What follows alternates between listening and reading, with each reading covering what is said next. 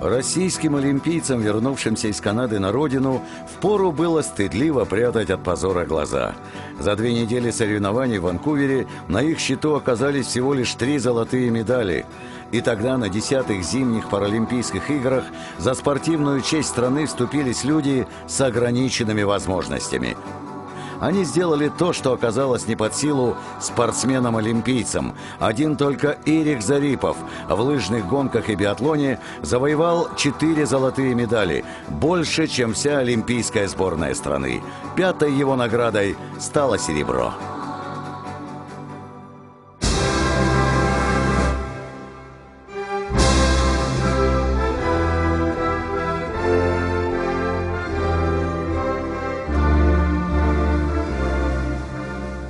Я не могла смотреть.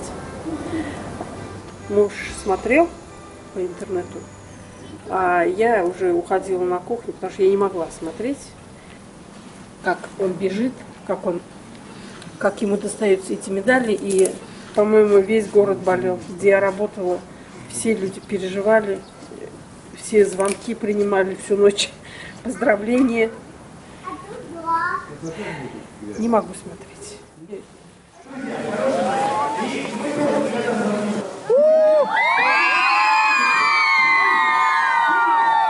Все это знают, всем ясно и так, все дороги ведут, все дороги ведут, все дороги ведут, все дороги ведут. Мы тебя любим, все дороги ведут, все дороги ведут, все дороги ведут. Мы тебя любим! И что же сегодня, в честь дня рождения нашего любимого города, вот эта связка шаров. 1, 2, 3, под ваши аплодисменты! Ура! Здорово!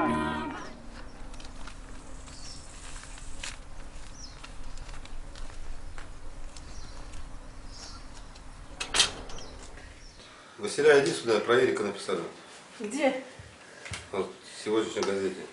Да ты чё? Ну что пишут? Он был простым мальчиком. Ну, подвижный. Он слишком был любопытный. Пойдет на мусорку, увидел раз первый, помню, принес шприцы одноразовые и говорит: мама, ты больше не будешь покупать шприцы, уколы делать. Папа, где взял? Там-то. Сколько я много принес шприцов этих одноразовых. Где взял, говорит, туда и унеси. Он со слезами понес. И, ну, любопытный был везде. И всегда отец говорил: твое любопытство до добра не доведет. Наверное, в классе 5, в 5-6 говорит: мам, завтра рано меня буди, я поеду на рыбалку.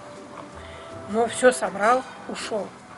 Соседка Люда увидела: иди проверь, вроде что-то это покуривают, что ли, они с мальчишками.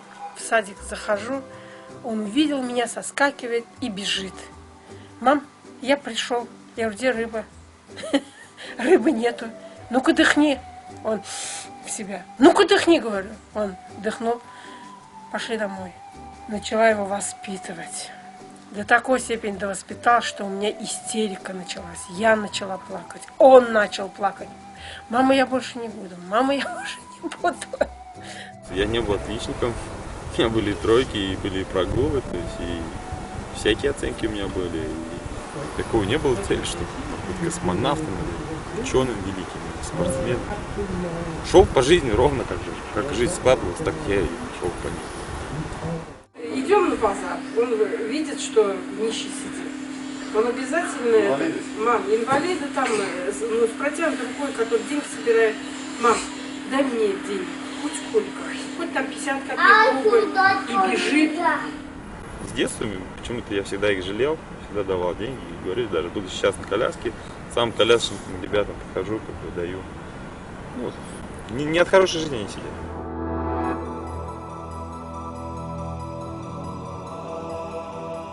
Он свои ноги не любил. Он всегда мне говорит, подойдет к зеркалу и говорит: мам, ну что за бабские ноги?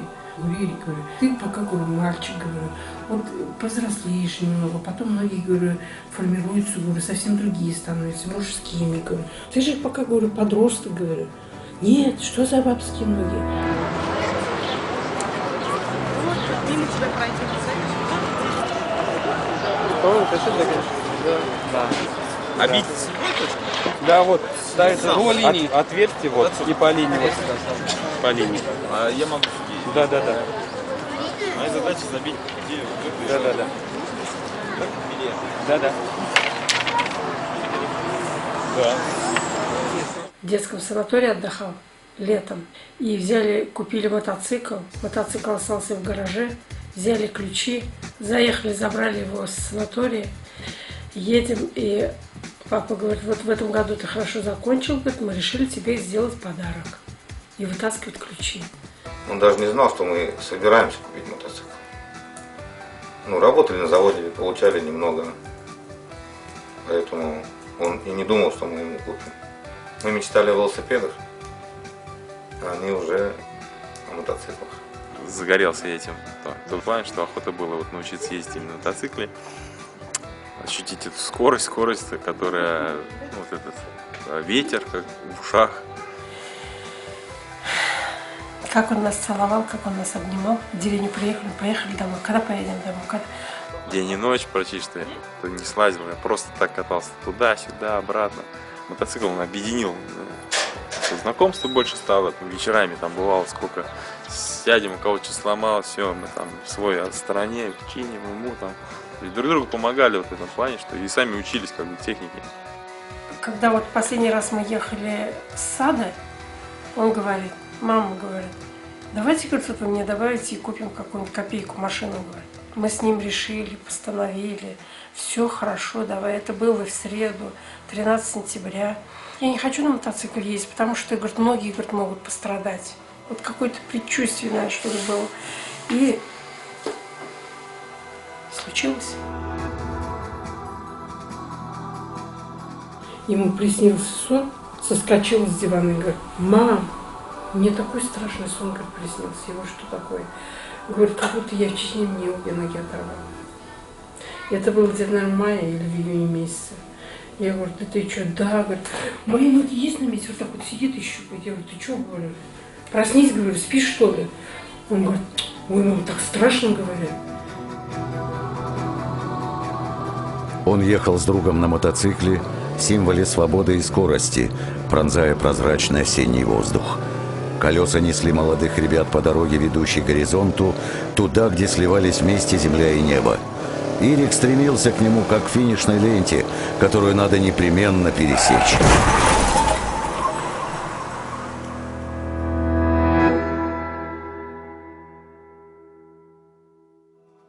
Мама говорит, когда, говорит, мне ноги, говорит, этот он придавил, у него, говорит, колеса на моих ногах, говорит, стояла, говорит, маза.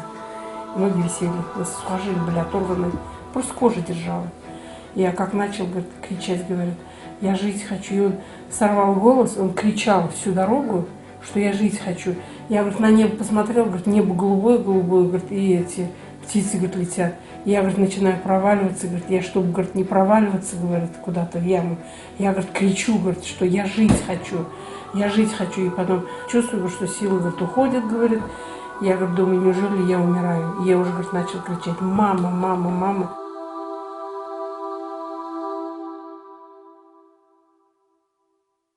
Я-то лежал, без сознания 3-4 дня. Потом, когда мне сказали, что, у тебя отрезали ноги, не смогли спасти. Да, вот это тяжелый такой момент в больнице был. Там, всякие мысли посещают, когда вот ты отчаян и не знаешь, что делать дальше, потому что это очень тяжело было осознать, что ты вчера бегал, а сегодня ты уже все. И вообще вопрос, выживет ли он сегодня. То есть был такой вопрос, первые 2 недели, очень тяжелое состояние у меня было. Выкарабкался, как врач сказал, если бы не его сердце, он не выжил, потому что очень была большая сильная потеря крови, и травма была очень сильная, то есть крытые все рваные раны.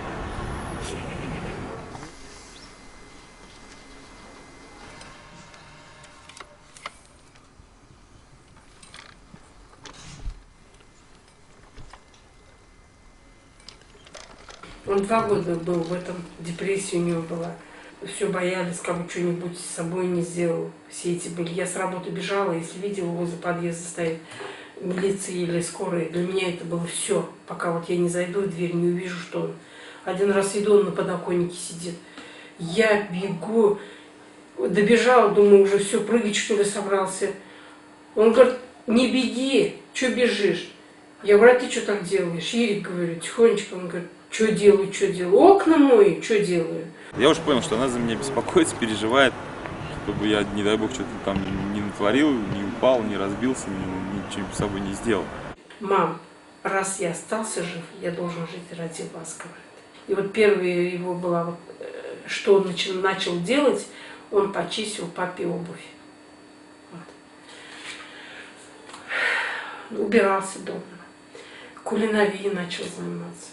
То есть мне хотелось чем-то быть полезным. Родители как обходили, я им готовил ужин. Они были такие радостные, довольные. Вот сын дома уже что-то делает. Всегда был ужин горячий. Блины я научился печь.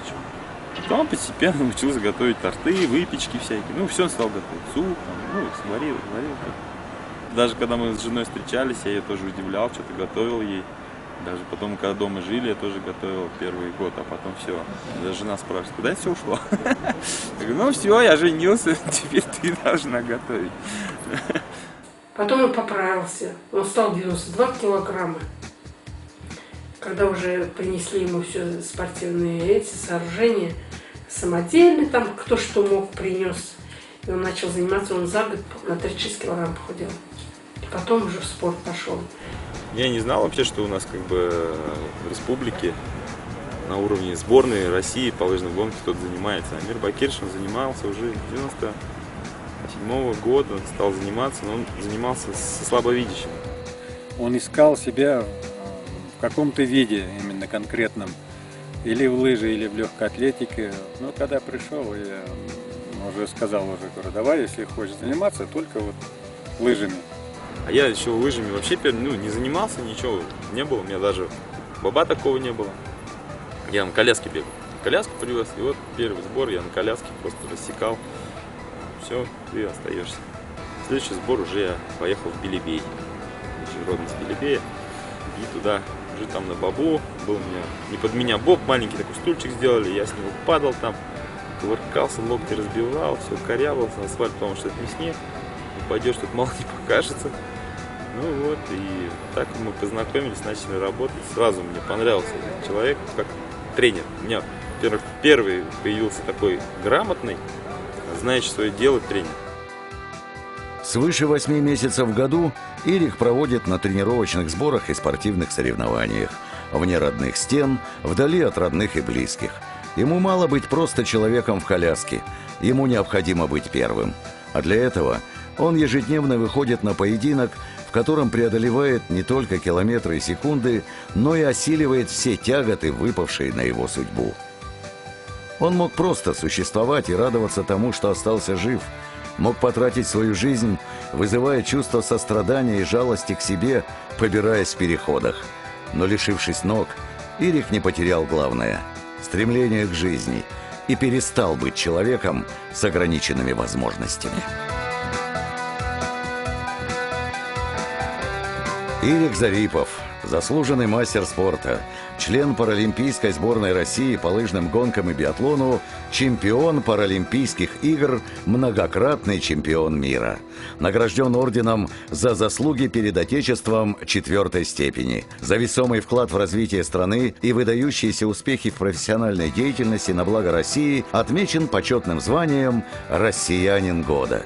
Избран послом 22-х Олимпийских и 16-х Паралимпийских игр в Сочи и первым вице-президентом Федерации физкультуры и спорта инвалидов России с поражением опорно-двигательного аппарата.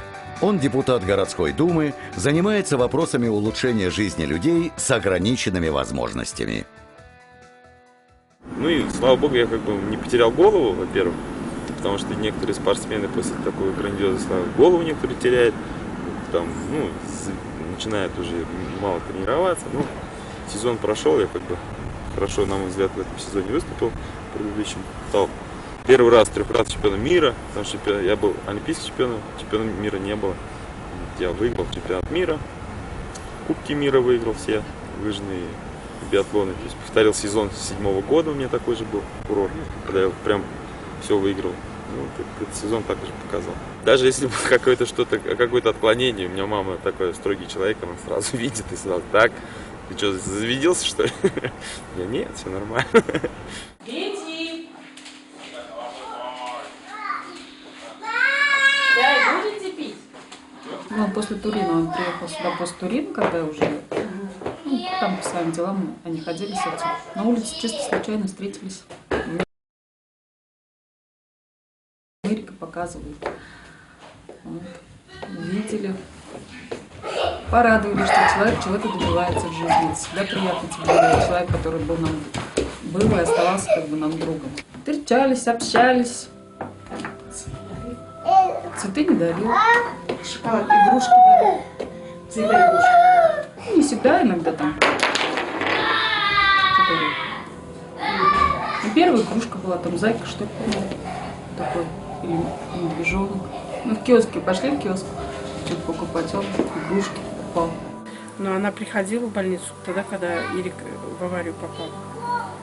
Она говорит, он со мной более не общался, говорит, он с моей подружкой, говорит, общался, а я так просто сбоку, говорит, стояла. А видите, судьба как свела-то. Спрашивала я ее: у тебя серьезное намерение или просто так? Она говорит: у меня как парня нет, Ирик мне нравился, нравится. Ну, это... Я говорю, в том случае, если что, говорю, случится, будешь дело иметь только со мной. Я не для этого, говорю, вот столько лет, говорю, вела к тому, чтобы кто-то появился и все перечеркнул. Гражданский брак не будете жить. Сейчас, говорю, поругаетесь и разбежитесь, говорю, она домой, ты сюда, говорю. Или, говорю, никак делаем. Ну, на этом решили. Все основное, ради чего ты вообще это все делаешь и работаешь, в принципе. Ради них, ради благосостояния, благополучия, чтобы у них все было в первую очередь. Ну, это счастье. Ради каждой медали в Ванкувере я посвящал в первую очередь семье. Тут и Айнура медаль, и Ленина, и родители медали. В этот момент Дианки не было, но все равно. И ее часть медали есть, это как бы победа. Когда бежишь иногда в той ситуации в голове, думаешь о них, вот ради них надо, чтобы было у нас все замечательно. Да? Да. Это спорт же, все это вот оно как бы оно не вечное, а семья у меня будет до конца моих лет жизни, я так думаю, надеюсь на это. И это основное все, что останется, всегда будет рядом со мной. Это семья. Дети, жена, родители. Как ты и тебя, пузырик.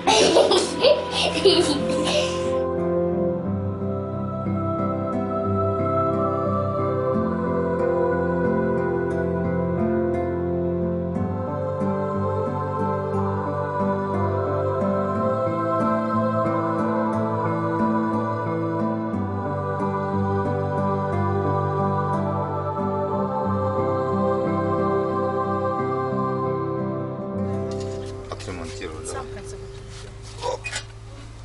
История там, ну сейчас. Сколько прислали? Проверим. Воспитал настоящего мужчину, скажем, прошел через такие трудности. Этому папе можно поставить при жизни памятник, я считаю. Я бы, если бы было в моих силах, я бы его поставила. Потому что он Ирика поставил на ноги и носил его на руках первые годы. А он же был нелегкий, такой вес, все перенес через себя. Когда был в детстве, родной отец нас оставил, и прошло какое-то время, вот мама встретила как отчим отца моего сейчас, на сегодняшний, ну, как сегодня, да. Мне было 4 года, и этот человек, как бы, это, я его, ну, считаю, роднее, чем родной отец. То есть он все мне дал, все воспитал, сделал меня таким мужчиной, как говорится, как в сегодняшний момент я есть, я ему очень благодарен. То есть он мне стал родным. Я помню, когда он меня посадил себе на колени, он сказал: теперь ты меня можешь назвать папой. Это вот как сегодня я это помню. Как раз была свадьба между родителями. того дня я его называл чисто папой. Да, случилось такое. Он нас не оставил, как некоторые люди, некоторые отцы, я знаю, что оставляют семьи бить, когда приходит какая-то беда. Нет, он без проблем и сидел и ночами, и днями, и с работы уходил. То есть он все ухаживал за нами, везде помогал. Все везде мне помогал, везде на руках носил, там, на улицу. То есть, это да, все было.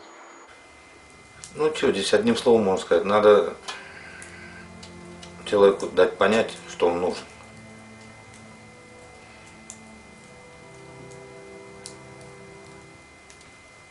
И все, тогда, когда человек нужен, он чувствует это, что нужен, поэтому он и стремится жить. Вот сегодня исполнилось 11 лет, не сегодня, а вчера, вернее, как 11 лет, это рождение Ирика, второй день рождения. Я вчера ему позвонила в Алмату и поздравила с днем рождения. Мама говорит, ты, говорит, вторая, кто меня сегодня поздравил, потому что это вот твое второе рождение, 13 сентября, что ты остался жив. Значит, наверное, Аллаху было суждено остаться ему и идти через такие испытания, которые он прошел. Но самое страшное позади. Кто знал, что через столько лет он таких успехов достигнет. Но у нас цель была с отцом, с его поставить его на ноги любым путем. Даже мы ему говорили, продадим квартиру, но сделаем тебе ноги. Потому что нужно было его успокаивать. Он говорил, я, наверное, вам больше не нужен.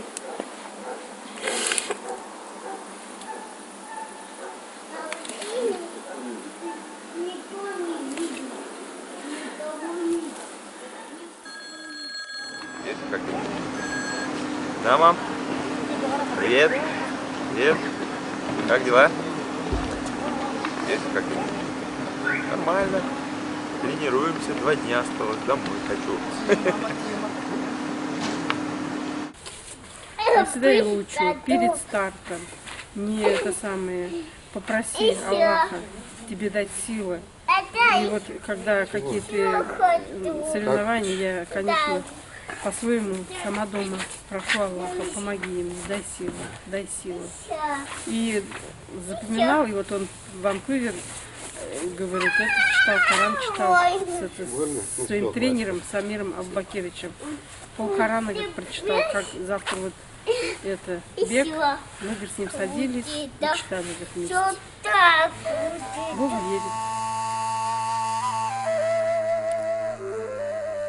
Так было предопределено Всевышним, чтобы при рождении ему дали имя Ирик, что в переводе с башкирского языка означает «воля», «свобода». Слово «воля» можно истолковать как упрямство, настойчивость и стремление к достижению поставленной цели. В московском Кремле успешное выступление спортсменов с ограниченными возможностями отметил российский президент Дмитрий Медведев. Из его рук Ирик Зарипов получил свою первую государственную награду – орден за заслуги перед Отечеством 4-й степени. Триумфальное выступление в Ванкувере нашей паралимпийской сборной показало безграничность способностей человека. Жизнь каждого из вас является примером и такого мастерства, и мужества.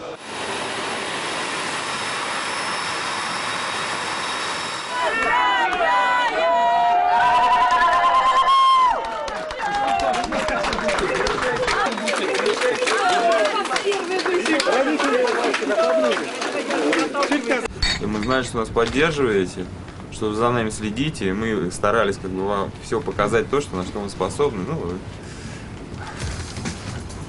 скромно, на что способны. Мы должны гордиться вот теми результатами и на предыдущих зимних паралимпийских играх, но от того количества и качества главное. Купом полетишь, да?